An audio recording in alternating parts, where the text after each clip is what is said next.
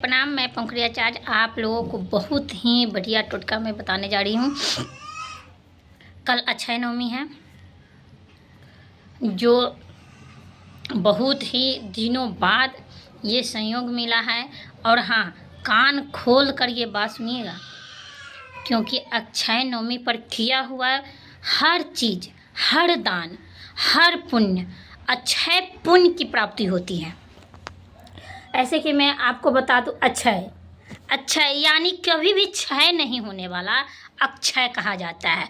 जो भी चीज़ अक्षय नवमी का किया जाता है वो अक्षय पुण्य की प्राप्ति करता है। बात समझ रहे हैं?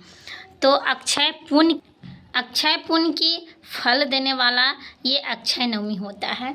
और इस अक्षय नवमी पर किया हुआ हर वो चीज़, हर वो दान, हर वो उपाय अक्षय पुण्य की प्राप्ति करता है। तो आपको कल अक्षय नवमी पर आपको खरीदारी करना मत भूलिएगा, क्योंकि अगर खरीदारी करते हैं तो आपका वो हर संकट टल सकता है मात्र एक खरीदारी से।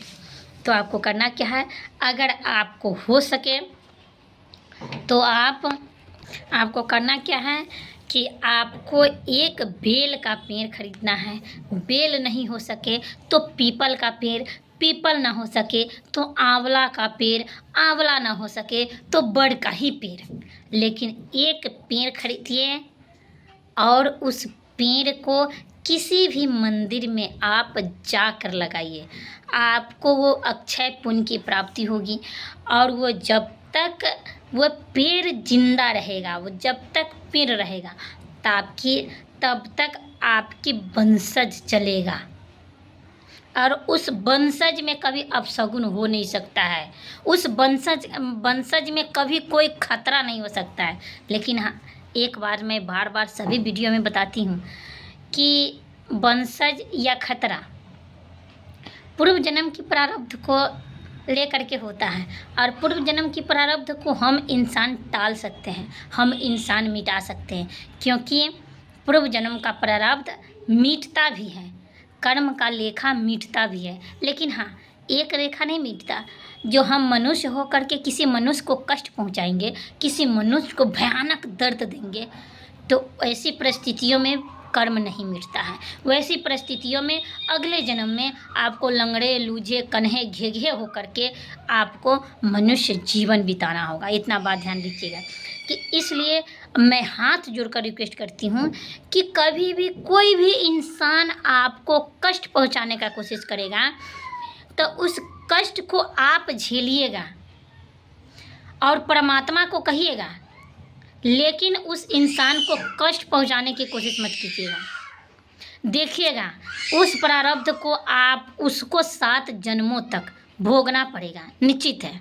मैं दावे के साथ कह सकती हूँ कि किसी भी इंसान को कष्ट पहुंचाने वाला इंसान वो 7 जन्मों तक कष्ट भोगता है। लेकिन हाँ, कष्ट दिल और दिमाग दोनों पर रहना चाहिए। ये नहीं कि किसी ने कुछ कह दिया और आपको वो दर्द भूलकर फिर से रिश्ता निभाना शुरू कर दिए। नहीं, वो कष्ट रहना चाहिए। उस कष्ट से लेकर के आपकी आंख से आंसू गिरना चाहिए।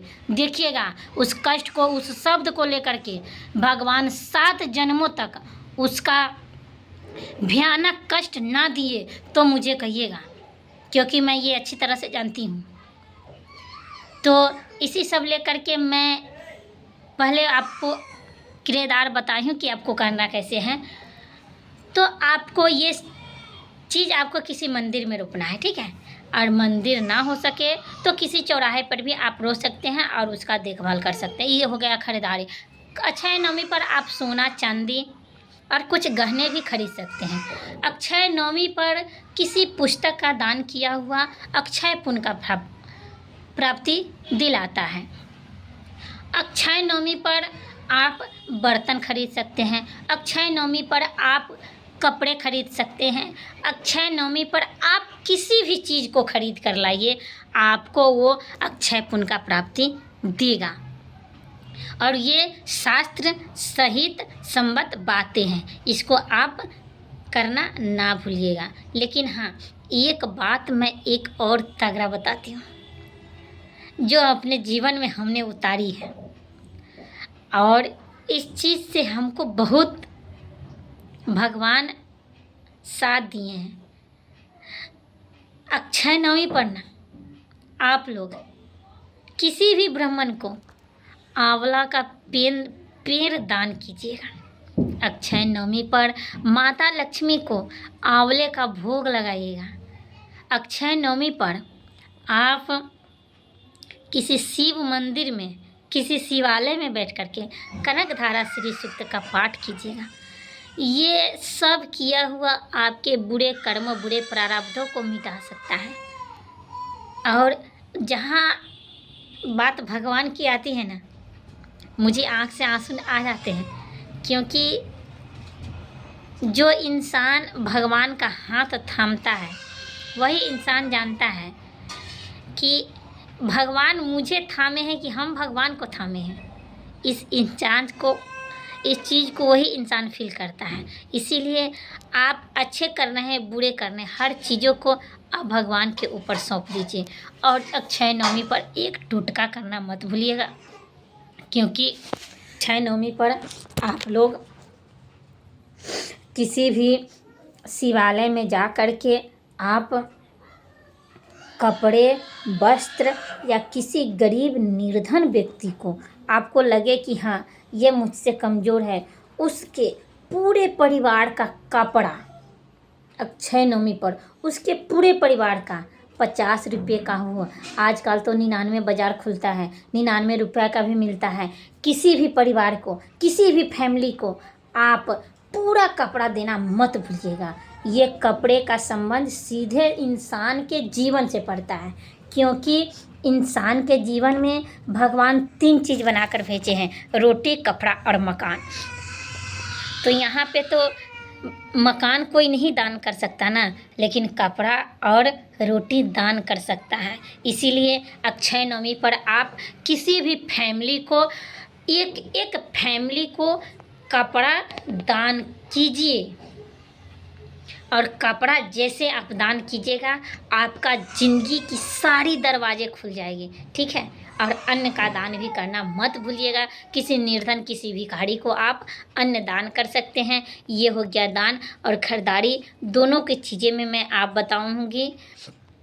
और फिर मैं अगले वीडियो में आपको बताऊंगी एक ज़बरदस्त टोटका, जो आप करेंगे तो आप माला माल और सारी संकटों से मुक्त हो सकते हैं।